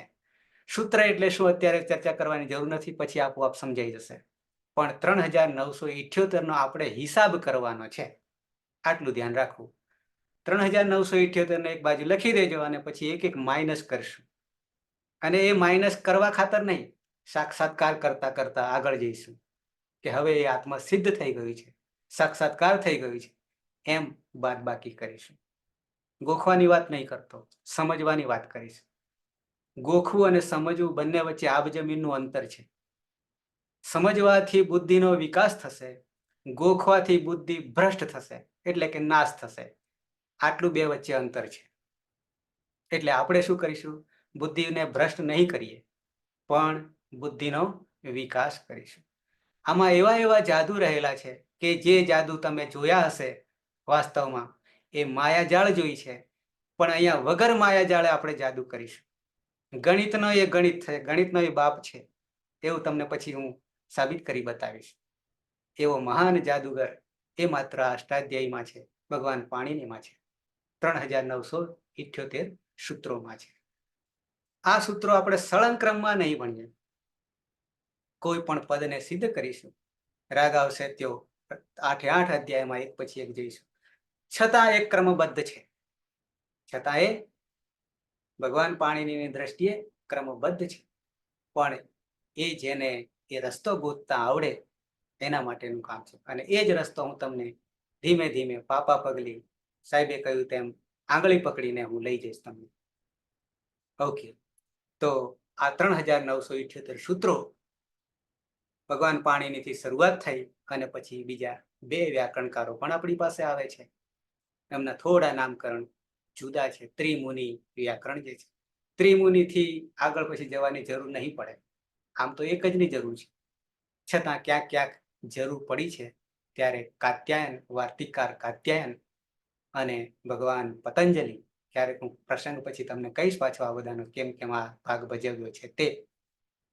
ભાષ્યકાર છે મહાભાષ્ય, આટલે સુધી જ જવાનું છે. એથી આગળ કાશિકા વૃત્તિ આવે છે, જરૂર પડે તો, પણ જરૂર પડશે નહીં. માત્ર ભગવાન પાણીનીને સાધો તો વાર્તા પૂરી છે.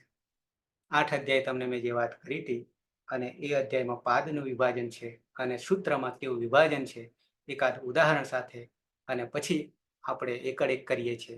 એટલે કે એકડા તો તમને આવડે છે, પણ કક્કો મારે શીખવવો પડશે. આમાંથી ભલે તમે જાણો છો, છતાં મારે શીખવવું પડશે. કેટલાકને એમ લાગશે કે આ કક્કો તો ખરેખર અમે જાણીએ છીએ. હા, જાણો છો, નો ડાઉટ, પણ આ કક્કો કંઈક જુદા પ્રકારનો છે, જે તમે, જેનાથી તમે અજ્ઞાત છો, એ મારે તમને બતાવવાનો છે. પણ એ બતાવતા પહેલા જે આપણે શીખી ગયા છો ઓલરેડી, પહેલા ધોરણમાં, કેજીમાં, કે જ્યારે ત્યારે શીખ્યા હતા, એને સાથે લઈને ચાલવાનું છે, એને છોડી નહીં દેવાનું. તે પણ કામમાં આવવાનું છે. અચ્છા, અહીંયા સંજ્ઞા જે મેં વાત કરી તમને, એમાં સૌથી પહેલા શરૂઆત થાય છે વર્ણ અથવા અક્ષર. વર્ણ એટલે શું, અક્ષર એટલે શું, એ પણ હું તમને ડિટેલ અત્યારે નહીં બતાવું, માત્ર નામકરણ કરું છું. નામ છે આ વર્ણ યા અક્ષર, તમે જાણો છો. અને એ વર્ણ અથવા અક્ષરમાં બે ભાગ પડ્યા છે, એમાં એક સ્વર છે અને એક વ્યંજન છે. એ પણ તમને અત્યારે વ્યાખ્યાથી નહીં સમજાવું.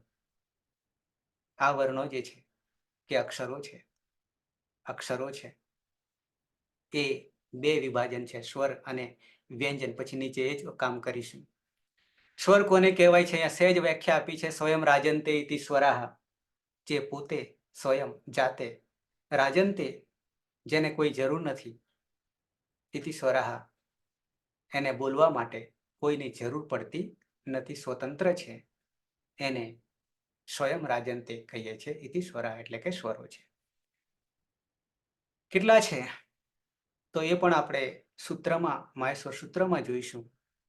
કક્કો ત્યાં આવશે. એની પહેલા વર્ણમાતૃકાની રીતે જોઈ લઈશું. તો 9 છે. 9 છે. સ્વરો 9 છે. જે સ્વતંત્ર છે તેને બોલવા માટે બીજા કોઈની જરૂર નથી પડતી. બીજું એક નામકરણ આવશે એનું, જે નામકરણ આપણે ખાસ યાદ રાખવાનું છે. એને આપણે કહીશું અચ. અચ કેવી રીતે પડે છે પછી બતાવું છું, પણ એક નામકરણ સીધું પાડી દઈએ છે, અચ. સાર્થક પછી કરીએ છીએ. તો સ્વર 9 છે. 1 થી 4 સૂત્રો આવશે માહેશ્વર સૂત્રમાં, અને એમાં પહેલો વર્ણ અ છે અને અંતિમ ચ હલંત આવશે. એ બે ભેગા કરી દીધા છે અને વચ્ચે જે કઈ છે એનો બોધ કરે છે. જેનું સૂત્ર આવશે આદિર અંત્યેન સહેતાય, પછી બતાવું છું. એટલે કે જે 3978 સૂત્રો છે એમાંનું એક સાર્થક કરી આપીશ. કેમ? તો કે મોટામાં મોટું બ્રહ્માસ્ત્ર છે. શાના માટે? લાઘવતા કરવા માટે, શોર્ટકટ કરવા માટે. આ એક જ ભાષા એવી છે દુનિયામાં, વિશ્વમાં, બ્રહ્માંડમાં કે જેટલી લાઘવતા કરવી હોય એટલી કરી નાખી છે, જે બીજી કોઈ ભાષામાં આવો ઉપાય નથી. જેમ કે અહીંયા સ્વર 9 છે એમ વાત કરી. કયા 9 છે? તો એ પણ અહીંયા લખ્યું છે. અ, ઈ, ઉ, ઋ, લૃ, એ, ઓ, ઐ, ઔ. આટલા 9 થઈ ગયા. પણ હવે આ 9 ને આપણે 1 સેકન્ડની અંદર બોલવું છે, એટલે કે લાઘવતા કરવી છે. હાલ હું બોલી ગયો એમાં કેટલી વાર લાગી, કેટલો સમય થયો? સમયને જીતવાનું છે. આ બધી પછી વાત કરીશ, તત્વજ્ઞાનની પણ આવશે. તો એ સમયમાં પણ બિલકુલ 1 સેકન્ડ બી પણ નહીં થવી જોઈએ. એટલા સમયમાં આનો ઉલ્લેખ કરી દેવો હોય આપણે તો સીધા કહી દઈશું અચ. શું કહી દઈશું? અચ. અચ દોઢ વર્ણ છે. અ આખો છે, ચ અડધો છે. અડધાની ગણતરી થતી નથી ગણીએ ત્યારે, તો એક જ ગણીએ. તો અચ કહી દઈએ તો 9 વસ્તુનો બોધ થઈ ગયો. 9 વર્ણનો, અક્ષરોનો બોધ થઈ ગયો. 9 સ્વરોનો બોધ થઈ ગયો. શું કહેવાથી? અચ કહેવાથી. તો આ અચને યાદ રાખવો પડશે આજીવન. અચને યાદ રાખવો પડશે. કેવી રીતે બન્યો છે એ પછી બ્રહ્માસ્ત્ર તમને આપી અને પછી તમારે એનો પ્રયોગ કરવાનો, એટલે સિદ્ધ થઈ જાય અચ. બરાબર છે? બ્રહ્માસ્ત્ર મેં હજી આપ્યું નથી. બોલી ગયો છું આદિરંત્યન સહેતા, પણ એવું તમને સમજાવીશ, બતાવીશ અને પછી તમારે સિદ્ધ થશે. ત્યાં સુધી સિદ્ધ નહીં થાય. પણ હાલ ઓળખ આપીએ છે અચ. શું ઓળખ આપીએ? અચ. બરાબર 9 નો ઉલ્લેખ થશે. કોણ 9 એ અહીંયા લખ્યું છે, તમારી સામે દેખાય છે. ફરી પાછા એને સિદ્ધ કરવાના છીએ. ઓકે. નંબર 2, અહીંયા 3 નંબર દેખાય છે તમને. વ્યંજન. વ્યંજન, સ્વર અને વ્યંજન. વર્ણોમાં 2 ભાગ પડ્યા. વ્યંજન કોને કહીશું? ડિટેલ પછી જોઈશું. અન્વક ભવતી વ્યંજનમ, યાની એ સ્વતંત્ર નથી. જ્યારે બોલીએ છીએ, જેમ આગળ અચમાં ચ આવ્યો તો ચ એ અડધો છે. અડધો એમને ખોડો નહીં કહીએ આપણે. હવે શબ્દ આપણે બીજો વાપરીશું. એને કહીશું, અચમાં જે ચ જે છે એને હલંત કહીશું. શું કહીશું? હલંત કહીશું. ઓકે. પછી એ જાણીએ. તો વ્યંજન જે છે એ સ્વતંત્ર નથી. તો એમાં કોનું અંજન થાય છે, કોની મદદની જરૂર પડે છે? તો ઉપર આપણે બોલી ગયા છે એ કોણ? તો નામકરણ હવે આપણે શોર્ટકટ વાપરીશું, અચ વાપરીશું. શું વાપરીશું? અચ વાપરીશું. તો અચનું અંજન થાય છે, ઉમેરાય છે ત્યારે જ એ આખો વર્ણ થશે, બાકી નહીં થાય. એટલે જેમ કે ક છે તો કમાં અ ઉમેરીશું તો એ આખો વર્ણ થશે. એની મદદ સિવાય કદી બોલાશે નહીં. અને અડધી માત્રા ગણાતી પણ નથી, એટલે એનું અસ્તિત્વ પણ રહેશે નહીં. એટલે અસ્તિત્વ રાખવા માટે આપણે શું કરવું પડશે?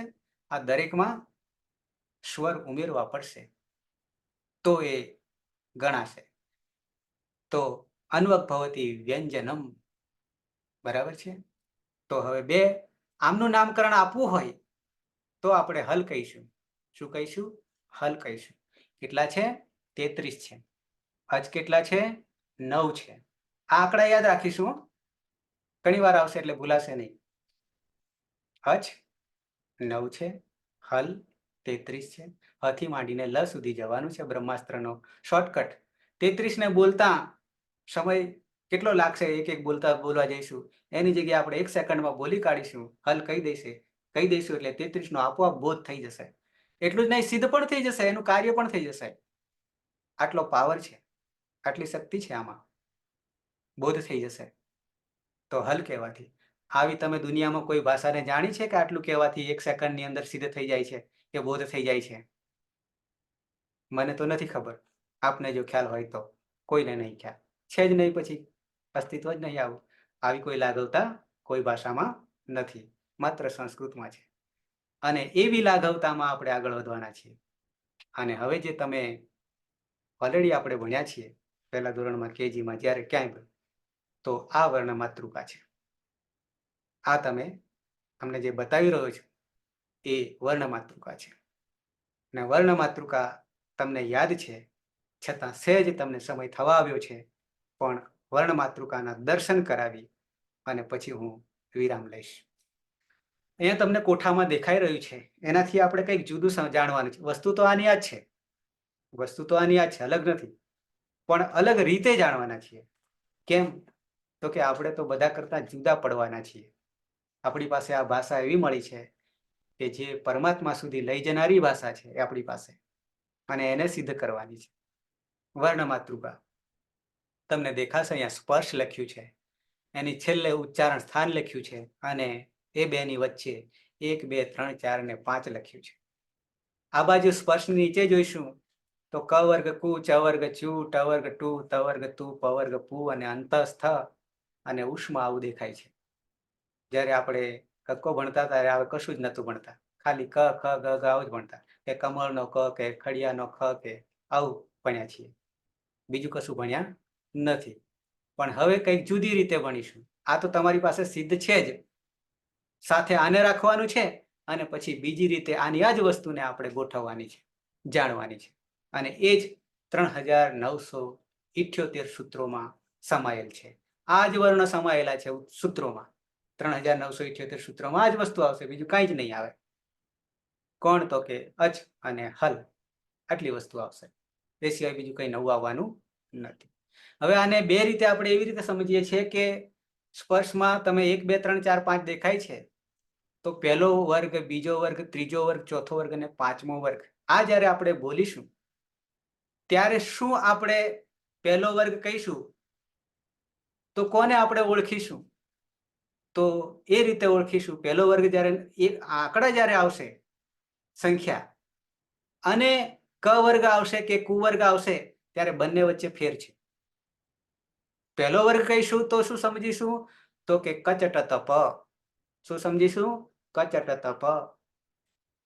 ઊભા વર્ણોને લઈશું જે તમે નથી શીખ્યા. પહેલો એક કહીશું, બીજો કહીશું તો ખચઠ ફ આવી રીતે કહીશું. ત્રીજો કહીશું તો ગજડ દબ, ચોથો કહીશું તો ગજડ દબ, અને પાંચમો કહીશું તો અંગ્યણનમ. આ જ વસ્તુને હજી આગળ સૂત્રોમાં જ્યારે જોઈશું તો રીત અલગ છે. એટલે જ્યારે પહેલો વર્ગ કે પાંચમો વર્ગ કે ત્રીજો વર્ગ કે બીજો કે ચોથો વર્ગ કહીશું ત્યારે તે વર્ણો આપણને યાદ રહેવા જોઈશે. આ આપણી વિશેષતા છે.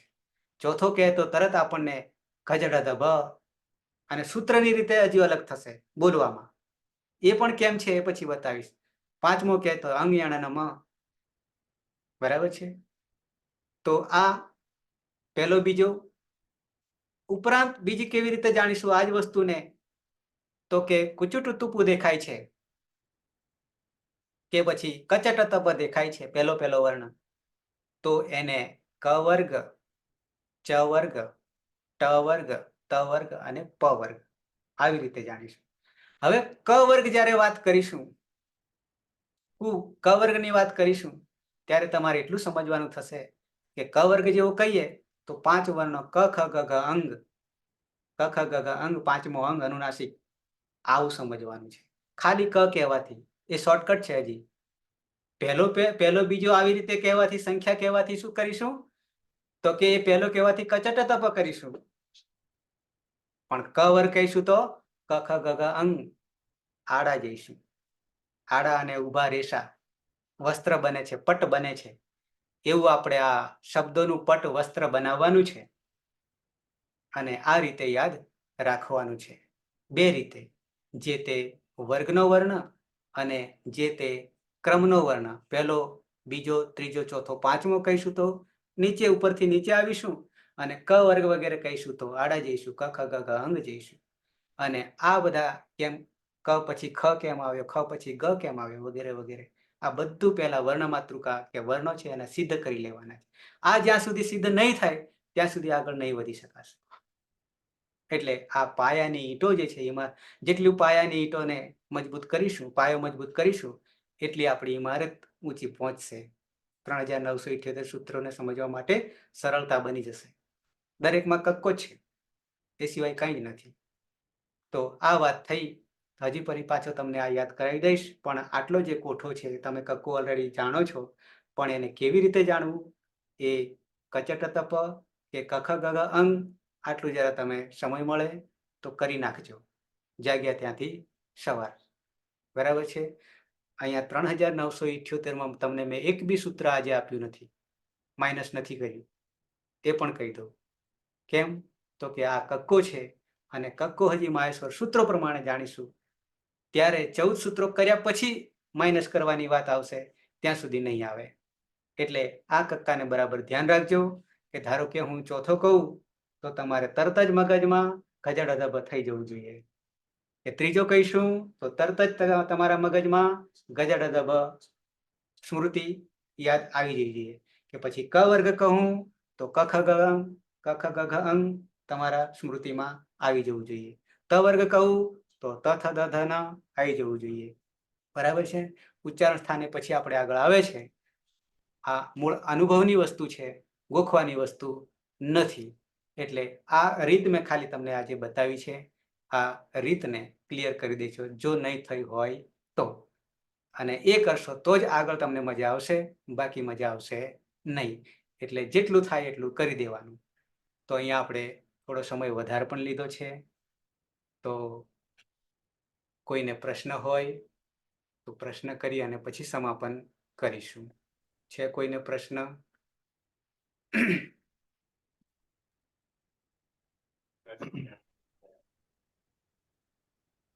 દર્શનભાઈ છેક સુધી અહીંયા આપણી સાથે જોડાયેલા રહ્યા, એ જાણે છે બધું, છતાં આનંદથી સાંભળે અને જોઈ રહ્યા છે. બાકી બધા દશરથભાઈ, આ વિદ્યાર્થીઓ જે અત્યારે જોડાયા છે એ બધા પીએચડી કરવાની પ્રોસેસમાં છે. મેં એમને જ્યારે વાયવા મૌખિક પરીક્ષા હતી ત્યારે મૌખિક પરીક્ષામાં મેં કહ્યું હતું કે જો ખરેખર તમારે ભણવું છે કે પીએચડી કરવું છે કે સંસ્કૃત જગતમાં જીવવું છે તો આ તો કમ્પલસરી જોઈશે, અનિવાર્ય જોઈશે, એના વગર ચાલશે નહીં. તો બે કાર્ય સાથે પીએચડી તો થશે, એ તો ગમે ત્યારે થવાનું, એને કોઈ રોકવાનું નથી. પણ આ કાર્ય તમે નહીં કરી શકો એ હું આ કરાવી રહ્યો છું અને એના વગર ચાલે એમ નથી. એટલે હા, બહુ સુંદર કામ કરો છો. હા. છે કોઈને પ્રશ્ન મિત્રો? સરસ સાહેબ, મજા આવી ગઈ. બરાબર. સ્વામીજી હાજર છો? जी जी जी ओके ओके. जी, बड़ा आनंद हुआ। और ये जो आपकी अष्टाध्यायी से पढ़ाने की जो रीति है, हाँ, ये प्राचीन रीति है। आप विलुप्त होती रीति को आप जागृत कर रहे हैं। बिल्कुल बिल्कुल. यही जी। जगत, संस्कृत जगत को बचाने के लिए ये मेरा प्रयत्न है। प्रयत्न ये सारथी है, भगीरथ प्रयास है आपका, और इसको ठाकुर जी जरूर स्तुत्य प्रयास है। सही सही। जी તો મંગલાચરણથી સમાપન કરીશું. અને जी હું સૂચના ધારો કે મારે સહેજ એવું લાગે આગો પાછો સમય હું સાચવીશ બિલકુલ, અને તમે 5 મિનિટ પહેલા જોડાઈ જશો એટલે આપણી સમય પાછળથી એટલો બચત થાય. અને સમય શોનું છે આપણે કહીએ છીએ, પણ પછી શોનું કહેવા જઈએ તો પછી આગળ કંઈક બીજું આવે છે. એટલે આપણે આ સમય કાળને જીતવાનો છે. એ વહી જાય તો પાછો આવવાનો ક્યારેય આવવાનો નથી, પણ એનાથી પર આપણે થવાનું છે, અને એ પર થવા માટે આપણે પ્રવૃત્ત થયા છે. ઓકે. સર હા હા. મારા એક ભાઈ છે જે બહાર રહે છે, એ પીએચડીમાં એડમિશન તો નથી થઈ, પણ એમને પાણીની વ્યાકરણ શીખવું છે, તો શું લિંકમાં જોડાઈ શકે? જોડાઈ શકશે. અમે કોઈને રોકી નહીં શકીએ આ હા એ કાર્યમાં, હા બરાબર. સર. પણ હજી એના માટે તક છે. અને તમે જે અત્યારે આ શરૂઆત કરી, હું એનું સાહિત્ય પણ તમને મોકલી દઉં છું ગ્રુપમાં, કે શું હું ભણાવી રહ્યો છું એ સાહિત્ય તમને મળી જશે PDF ફાઇલમાં. એટલે હજી કોઈને તક છે. પછી 5-10 વિડીયો આવા જો કલાક થઈ ગયા અને પછી જોડાશે તો એમને કંટાળો આવશે. એટલે હજી કોઈ તમારામાંથી હોય તો તમે એને પુણ્ય આંગળી ચીંધ્યાનું ફળ મેળવી લેજો. હા સર. બરાબર છે. અહીંયા કંટાળો ક્યારેય નહીં આવે. અથવા બીજું તમને એ ભાષામાં હું કહું છું કે આખા દિવસમાં 24 કલાકમાં જો તમે કંટાળ્યા હશો તો એનો આનંદ લેવા માટે, અનુભૂતિ કરવા માટે તમારે અહીંયા મારી સાથે રહેવાનું છે. હા સર. અચ્છા, બીજું કે ટેલિગ્રામની મેં લિંક આપી છે, એ ટેલિગ્રામમાં પણ જોડાઈ જજો. એટલા માટે કે જ્યારે સાહિત્ય મોટું પ્રમાણ હોય ત્યારે તમને ટેલિગ્રામથી બધું અવેલેબલ થઈ જશે, એટલા માટે. એટલે ટેલિગ્રામનું પણ આપણું એક ગ્રુપ છે, મેં તમને મોકલ્યું છે. એટલે એમાં તમારે પહેલા તો ટેલિગ્રામ તમારે જેમ વોટ્સએપ ખોલો છો સેમ ટેલિગ્રામની પદ્ધતિ એ જ છે. પ્લે સ્ટોરમાંથી સ્ટોર કરી લેવાનું અને પછી મારામાંથી લિંકમાં તમે જોઈન્ટ થઈ જશો, વોટ્સએપની જેમ જ. બરાબર છે. તો આટલું કામ. હા, તો મળીએ છીએ આવતીકાલે પાછા, જ્યાંથી અટક્યા છે ત્યાંથી. પણ જે આજે થયું છે એને ભલે તમે જાણો છો, છતાં પણ આપણે આડા અને ઊભા સરવાળા સરસ કરી લેજો, તો આગળ મજા આવશે. ઓકે, કોઈને પ્રશ્ન નહીં ને હવે? હા સર, આભાર. હા હા. ઓકે, તો મંગલાચરણથી આપણે મંગલાચરણ કરી છૂટા પડીશું. સદાશિવ સમારંભામ તથા પાણીની મધ્યમામ અસ્મદાચાર્ય પર્યંતામ વંદે ગુરુ પરંપરામ. વંદે ગુરુ પરંપરામ. વંદે ગુરુ પરંપરામ. શુભરાત્રિ. શુભરાત્રી. શુભરાત્રે. નમો નમઃ. નમો નમઃ. नमो नमः, शुभ रात्रि। શુભરાત્રિ. શુભરાત્રિ.